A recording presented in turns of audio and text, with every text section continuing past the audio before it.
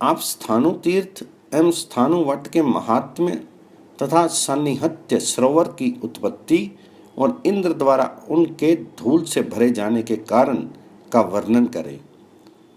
इसी प्रकार लिंगों के दर्शन से होने वाले पुण्य तथा स्पर्श से होने वाले फल और सरोवर के महात्म्य का भी पूर्णता वर्णन करें। लोमहर्षण जी बोले, मुनियों, आप लोग महान वामन पुराण का श्रवण करें, जिसका श्रवण करके मनुष्य वामन भगवान की कृपा से मुक्ति पा लेता है। एक समय ब्रह्मा के पुत्र सनत कुमार महात्मा बाल खिल्य आदि ऋषियों के साथ स्थानुवट के पास बैठे हुए थे। महर्षि मार्कंडेय ने उनके निकट जाकर नम्रता पूर्वक सरोवर के महात्म्य, उसके विस्तार और स्थिति के विषय में पूछा। मार्कंडेय ने पूछा, सर्वशास्त्र विशारद महाभाग ब्रह्मपुत्र सनत कुमार, आप मुझसे सभी पापों के नष्ट करने वाले सरोवर के महात्म्य को कहिए। द्विश्रेष्ठ, स्थानु तीर्थ के पास कौन कौन से तीर्थ दृश्य हैं और कौन कौन से अदृश्य? कौन से लिंग अत्यंत पवित्र हैं जिनका दर्शन करके मनुष्य मुक्ति प्राप्त करता है? आप स्थानुवट के दर्शन से होने वाले पुण्य तथा उसकी उत्पत्ति के विषय में भी कहिए। बताइए, इनकी प्रदक्षिणा करने से होने वाले पुण्य तीर्थ में स्नान करने से मिलने वाले फल एवं गुप्त तीर्थों तथा प्रकट तीर्थों के दर्शन से मिलने वाले पुण्य का भी वर्णन कीजिए। प्रभु, सरोवर के मध्य में देवादिदेव स्थानु अर्थात शिव किस प्रकार स्थित हुए और किस कारण से इंद्र ने इस तीर्थ को पुनः धूलि से भर दिया। अब स्थानु तीर्थ का महात्म्य, चक्र तीर्थ का फल एवं सूर्य तीर्थ तथा सोम तीर्थ का महात्म्य, इन सब को मुझसे कहिए। महाभाग, सरस्वती के निकट शंकर तथा विष्णु के जो जो गुप्त स्थान हैं उनका भी आप विस्तार पूर्वक वर्णन करें। देवादि देव के महात्म्य को आप भली भांति बतावें, क्योंकि ब्रह्मा की कृपा से आपको सब कुछ विदित है। लोमहर्षण जी ने उत्तर दिया, मार्कंडेय के वचन को सुनकर ब्रह्मस्वरूप महामुनि का मन उस तीर्थ के प्रति अत्यंत भक्ति प्रवण होने से गदगद हो गया। उन्होंने आसन से उठकर भगवान शंकर को प्रणाम किया तथा प्राचीन काल में ब्रह्मा से इसके विषय में जो कुछ सुना था उसका वर्णन किया। सनत कुमार जी कहने लगे, मैं कल्याणकर्ता वरदानी महादेवी शान को नमस्कार करके ब्रह्मा से कहे हुए तीर्थ की उत्पत्ति के विषय में वर्णन करूंगा। प्राचीन काल में जब महाप्रलय हो गया और सर्वत्र केवल जल ही जल हो गया एवं उसमें समस्त चर अचर जगत नष्ट हो गया, तब प्रजाओं के बीच स्वरूप एक अंड उत्पन्न हुआ। ब्रह्मा उस अंड में स्थित थे। उन्होंने उसमें अपने सोने का उपक्रम किया, फिर तो वे हजारों युगों तक सोते रहे। उनके बाद जगे। ब्रह्मा जब सोकर उठे तब उन्होंने संसार को शून्य देखा। जब उन्होंने संसार में कुछ भी नहीं देखा तब रजोगुण से आविष्ट हो गए और सृष्टि के विषय में विचार करने लगे।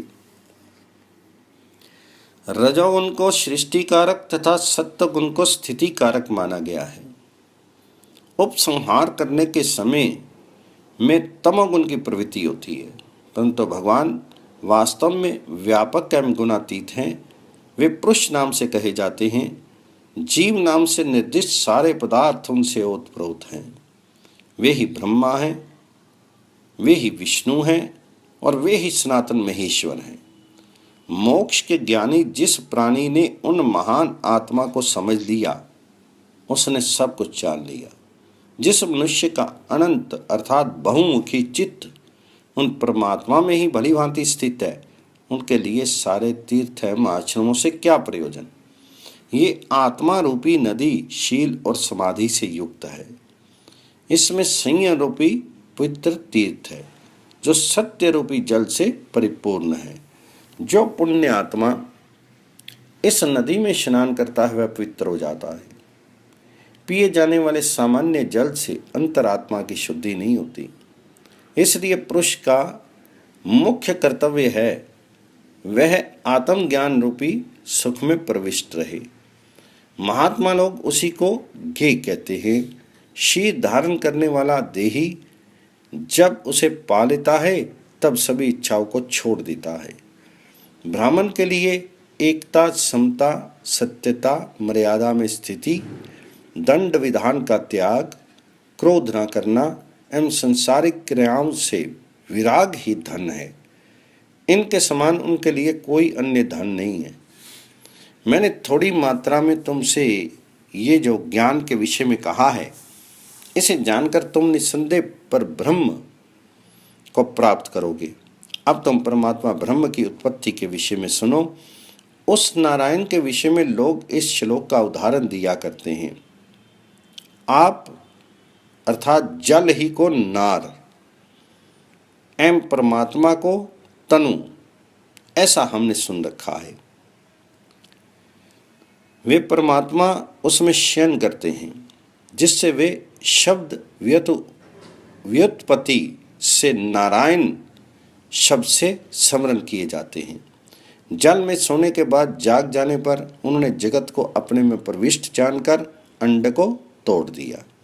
उससे ओम शब्द की उत्पत्ति हुई और उसके बाद उससे पहली बार भू, दूसरी बार भव, तीसरी बार स्व की उत्पत्ति हुई, ध्वनि हुई। इन तीनों का नाम क्रमशः मिलकर भू, भवर, स्व हुआ। उस सविता देवता का जो वरेण्य तेज है वे उसी से उत्पन्न हुआ।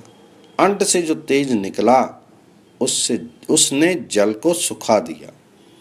तेज से जल के सूखे जाने पर शेष जल कलल की आकृति में बदल गया। कलल से बुदबुद हुआ और उसके बाद वह कठोर हो गया।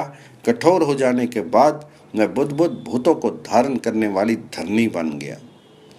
जिस स्थान पर अंड स्थित था वही सन्निहित नाम का सरोवर है। तेज के आदि में उत्पन्न होने के कारण उसे आदित्य नाम से कहा गया है। फिर सारे संसार के पिता में ब्रह्मा अंड के मध्य में उत्पन्न हुए। उस अंड का उल्व मेरु पर्वत है एवं अन्य पर्वत उसके झिल्ली माने जाते हैं। समुद्र एवं सहस्त्रों नदियां गर्भ के जल है। ब्रह्मा के नाभि स्थान में जो विशाल निर्मल जल राशि है, उस स्वच्छ श्रेष्ठ जल से महान सरोवर भरा पूरा है। उस सरोवर के मध्य में स्थानों के आकार का महान विशाल एक वट वृक्ष है।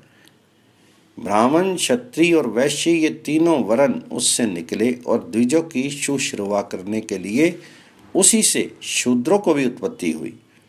इस प्रकार चारों वर्णों की सृष्टि सरोवर के मध्य में स्थानु रूप में स्थित वट वृक्ष से हुई।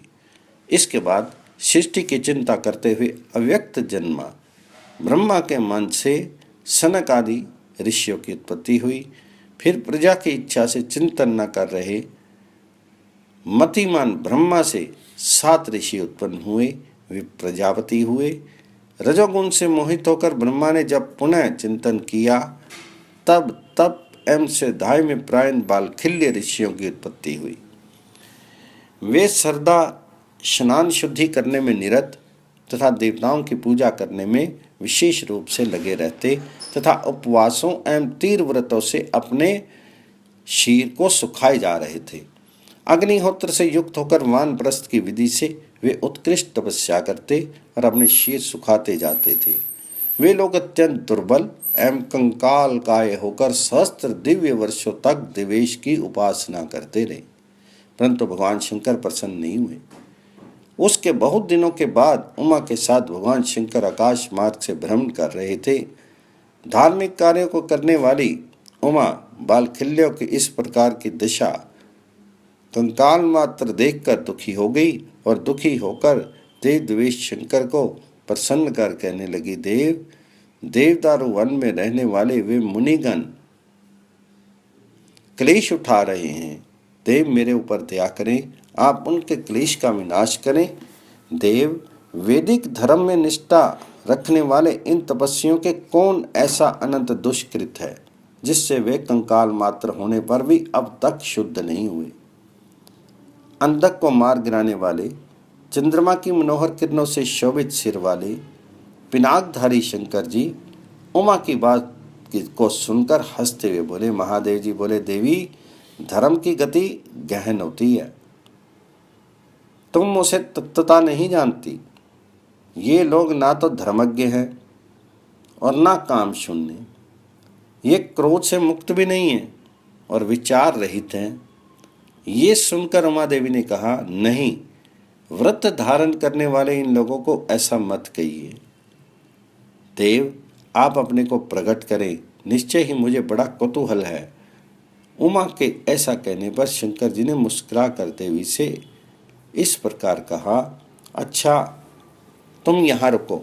ये मुनि श्रेष्ठ जहाँ घोर तपस्या की साधना कर रहे हैं, वहाँ जाकर मैं इनकी चेष्टा कैसी है उसे दिखलाता हूँ। जब महात्मा शंकर ने देवी उमा से इस प्रकार कहा, तब उमा देवी प्रसन्न होगी और भुवनों के पालन करने वाले भुवनेश्वर शिव से बोली, अच्छा, जिस स्थान पर लकड़ी और मिट्टी के ढेले के समान निश्चेष्ट अग्निहोत्री एवं अध्ययन में लगे हुए मुनिगण रहते हैं, उस स्थान पर आप जाएं। फिर उमा द्वारा इस प्रकार प्रेरित किए जाने पर शंकर जी मुनि मंडली की ओर जाने के लिए प्रस्तुत हो गए। फिर शंकर जी ने उन मुनि मंडली को देखकर वनमाला धारण कर ली। तब वे सर्वांग सुंदर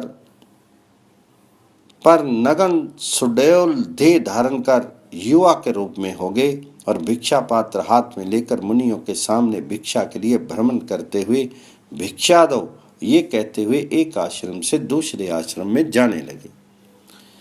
एक आश्रम से दूसरे आश्रम में घूम रहे उन नग्न युवा को देखकर ब्रह्मवादियों की स्त्रियां उत्सुकता के साथ स्वभाववश उनके रूप से मोहित हो गई और परस्पर कहने लगी, आओ भिक्षुक को देखा जाए। आपस में इस प्रकार कहकर बहुत सा मूल फल लेकर मुनि पत्नियों ने उन देव से कहा, आप भिक्षा ग्रहण करें। उन्होंने भी अत्यंत आदर से उस भिक्षा पात्र को फैलाकर सामने दिखाकर कहा, तपोवन वासनियों, भिक्षा दे दो, आप सबका कल्याण हो। पार्वती जी वहां हंसते हुए शंकर जी को देख रही थी।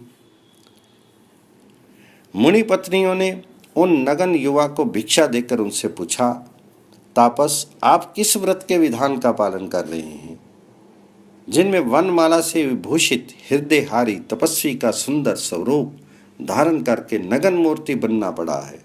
आप हमारे हृदय के आनंदप्रद तापस है।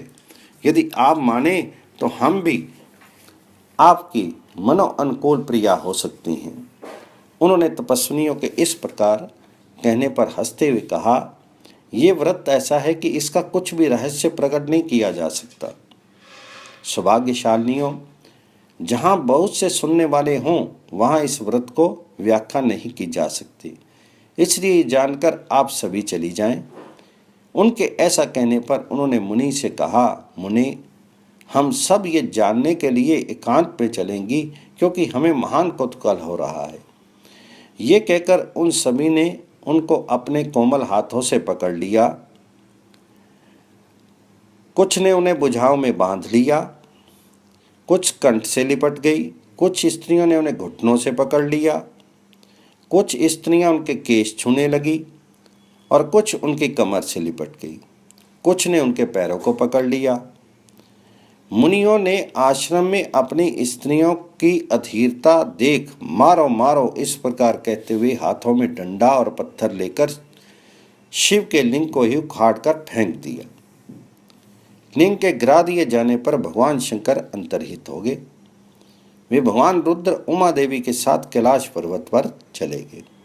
देव देव शंकर के लिंग के गिरने पर प्रायः समस्त चार अचार जगत नष्ट हो गया। इससे आत्मनिष्ठ महर्षियों को व्याकुलता हुई। इसी प्रकार देव के भी व्याकुल हो जाने पर एक अत्यंत बुद्धिमान श्रेष्ठ मुनि ने कहा, हम उन महात्मा तापस के सदाशय को नहीं जानते, उनके सद्भाव को नहीं जानते। हम ब्रह्मा की शरण में चलें, वे ही उनकी चेष्टा रहस्य समझा सकेंगे। ऐसा कहने पर सभी ऋषि अत्यंत लज्जित हो गए। फिर वे लोग देवताओं से उपासित ब्रह्मा के लोक में गए। महादेवेश ब्रह्मा को प्रणाम करके लज्जा से मुख नीचा करके खड़े हो गए। उसके बाद ब्रह्मा ने उन्हें दुखी देखकर ये वचन कहा, अहो, क्रोध करने से तुम सबका मन कलुषित हो गया है। इसलिए मूढ़ हो गए हो। मूढ़ बुद्धि वालों, तुम सब धर्म की कोई वास्तविक क्रिया नहीं जानते। अप्रिय कर्म करने वाले तापसो, धर्म के सारभूत रहस्य को सुनो, जिसे जानकर बुद्धिमान मनुष्य शीघ्र ही कर्म का फल प्राप्त करता है।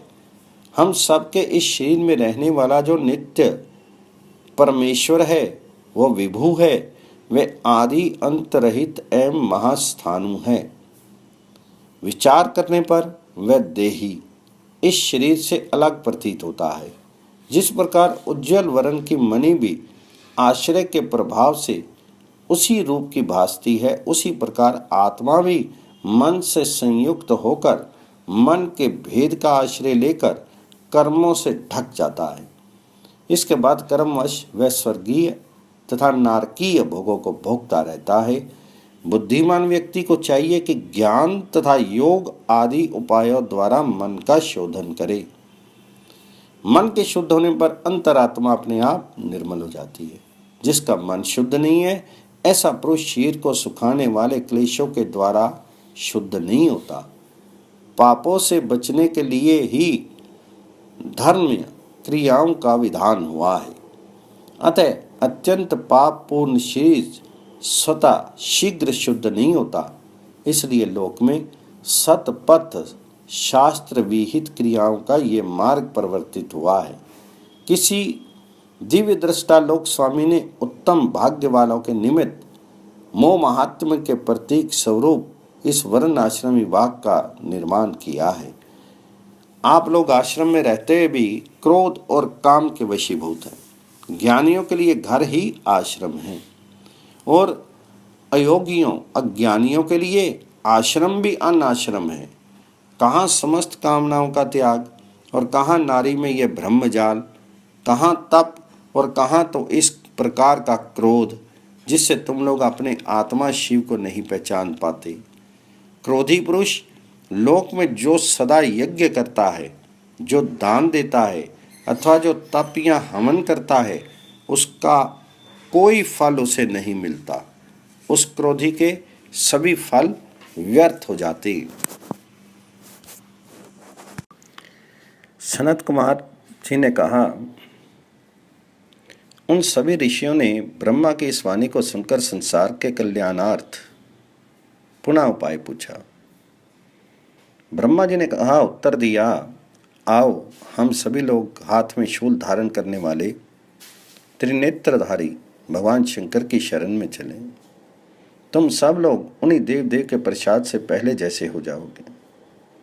ब्रह्मा के ऐसा कहने पर बरले लोग उनके साथ श्रेष्ठ पर्वत कैलाश पर चले गए और वहां उन लोगों ने पार्वती के साथ बैठे हुए शंकर का दर्शन किया। इसके बाद संसार के पिता में ब्रह्मा ने देवों के इष्ट देव, तीनों लोकों के स्वामी वरदानी भगवान शंकर की स्तुति करनी आरंभ की। पिनाक धारण करने वाले वरदानी अनंत महादेव, स्थानु स्वरूप परमात्म देव, आपको मेरा नमस्कार है। भवनों के स्वामी भुवनेश्वर तारक भगवान, आपको सदा नमस्कार है। पुरुषोत्तम, आप ज्ञान देने वाले अद्वितीय देव हैं। आप कमल गर्भ एवं पद्देश हैं। आपको बारंबार नमस्कार है। प्रचंड घोर स्वरूप एवं शांति मूर्ति, आपको नमस्कार है। विश्व के शासक देव, आपको नमस्कार है। सुरनायक, आपको नमस्कार है। शूलपाणी शंकर, आपको नमस्कार है। संसार के रचने वाले विश्व भावन, आपको मेरा नमस्कार है। ऋषि और ब्रह्मा ने जब इस प्रकार शंकर जी की स्तुति की, तब महादेव शंकर ने कहा, भय मत करो, जाओ, फिर से सब ठीक हो जाएगा। मेरे वचन का शीघ्र पालन करो। लिंग की प्रतिष्ठा कर देने पर निस्संदेह मुझे अत्यंत प्रसन्नता होगी। जो व्यक्ति भक्ति के साथ मेरे लिंग की पूजा करेंगे, उसके लिए कोई भी पदार्थ कभी दुर्लभ नहीं होगा। जानकर किए गए समस्त पापों को भी शुद्धि लिंग की पूजा करने से हो जाएगी। इसमें किसी प्रकार का अन्यथा विचार नहीं करना चाहिए। ब्राह्मणों, ऐसा करने से तुम लोग अपने इच्छा अनुकूल मनोरथों को प्राप्त करोगे। सारे संसार में उस लिंग की प्रसिद्धि स्थानु नाम से होगी। देवताओं द्वारा भी ये वह पूज्य होगा। वह लिंग स्थानीश्वर में स्थित रहने के कारण स्थानीश्वर नाम से स्मरण किया जाएगा। जो स्थानीश्वर को सदा स्मरण करेंगे उनके सारे पाप कट जाएंगे और वे पवित्र देह होकर मोक्ष की प्राप्ति करेंगे। जब शंकर जी ने ऐसा कहा तब ब्रह्मा के सहित ऋषि लोग लिंग को उस दारुवन से ले जाने का उद्योग करने लगे, किंतु ऋषियों सहित वे सभी देवगण उसे हिलाने डुलाने में समर्थ नहीं हो सके। फिर वे बहुत परिश्रम करके ब्रह्मा की शरण में गए। ब्रह्मा ने परिश्रम से श्रांत क्लांत संतप्त हुए उन लोगों से ये वचन कहा, देवताओं, अत्यंत कठोर परिश्रम करने से क्या लाभ? तुम लोग उसे उठाने में समर्थ नहीं हो। देवादिदेव भगवान शंकर ने अपनी इच्छा से इस लिंग को गिराया है। अतः हे देवो, हम सभी एक साथ उन्हीं भगवान शंकर की शरण में चलें। महादेव संतुष्ट होकर अपने आप ही लिंग को ले जाएंगे। इस प्रकार ब्रह्मा के कहने पर सभी ऋषि और देवता ब्रह्मा के साथ शंकर जी के दर्शन की अभिलाषा से कैलाश पर्वत पर पहुंचे। वहां उन लोगों ने शंकर जी को नहीं देखा।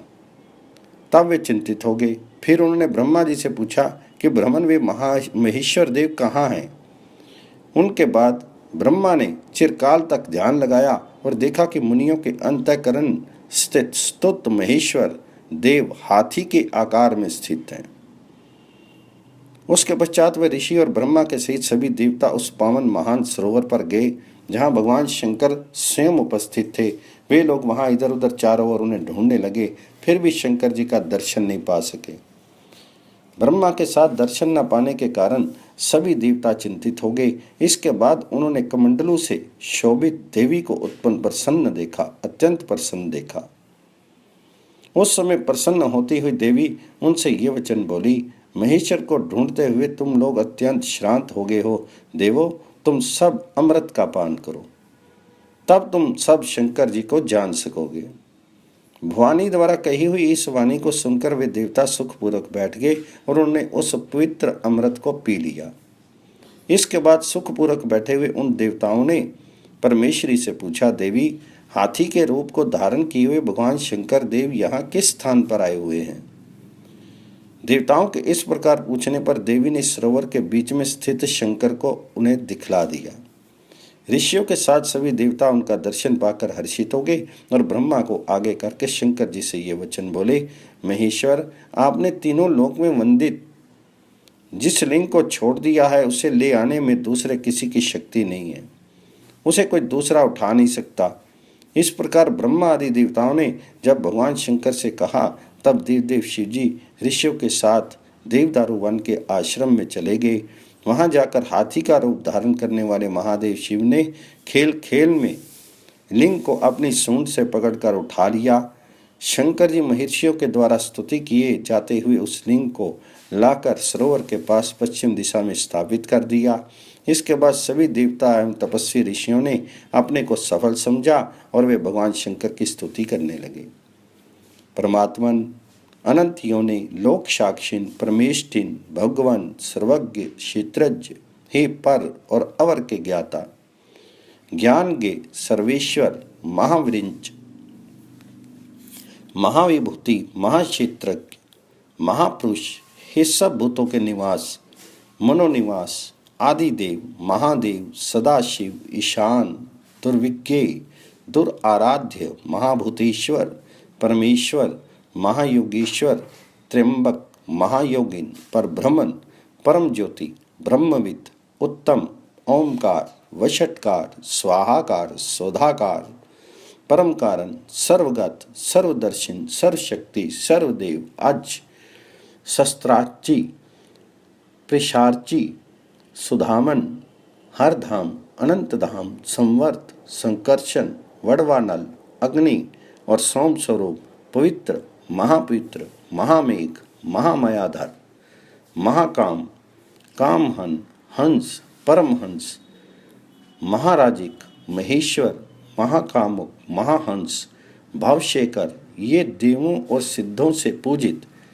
हिरण्यवा, हिरण्यरेता, हिरण्यनाभ, हिरण्याग्रकेश, मुंजकेशिन, सर्व लोक वर प्रद, सर अनुग्रह कर कमलेश्य कुशेश्य हृदयेश्य ज्ञानोदधे शंभो विभो महायज्ञ महायाज्ञिक सर्वयज्ञ में सर्वयज्ञ हृदय सर्वयज्ञ संस्तुत निराश्रय समुद्देश्य अत्रि संभव भक्त अनुकंपिन अभग्र योग योगधर हे वासुकी और महामणि से द्युतिमान शिव हरित नयन त्रिलोचन जटाधर नीलकंठ चंद्र अर्धधर उमा शरीरधर गरचर्मधर दुष्टर संसार का महासंहार करने वाले महाप्रियंकर शिव हमारा आपको नमस्कार है।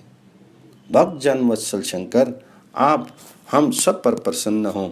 इस प्रकार पिता में ब्रह्मा आदि श्रेष्ठ देवगणों के साथ भक्तिपूर्वक स्तुति करने पर उन महात्मा ने हस्ती रूप का त्याग कर लिंग में निवास कर लिया। सनत कुमार जी ने कहा, इसके बाद महादेव ने ऋषियों के सामने ही ब्रह्मा आदि देवों से परम श्रेष्ठ तीर्थ के महात्म्य को कहा।